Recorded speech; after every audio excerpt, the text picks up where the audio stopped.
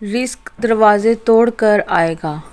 حضور پاک صلی اللہ علیہ وسلم کا ارشاد گرامی ہے، جو آدمی گھر میں داخل ہوتے وقت 3 باتوں کا اہتمام کرے گا، رزق اس کے دروازے توڑ کر آئے گا۔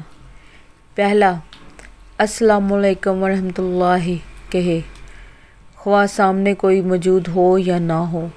اس کے بعد 1 مرتبہ سورۃ اخلاص پڑھے، قل هو اللہ احد اللہ الصمد لم یلد ولم یولد ولم یکن لہ کفوا احد۔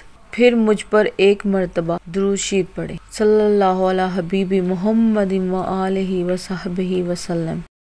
ویڈیو اگر پسند آئی ہو تو لائک اور شیئر اور سبسکرائب لازمی کیجیے گا، اور شیئر بھی کیجیے گا تاکہ دوسرے لوگ بھی فائدہ اٹھائیں۔ Thank you very much. اللہ حافظ۔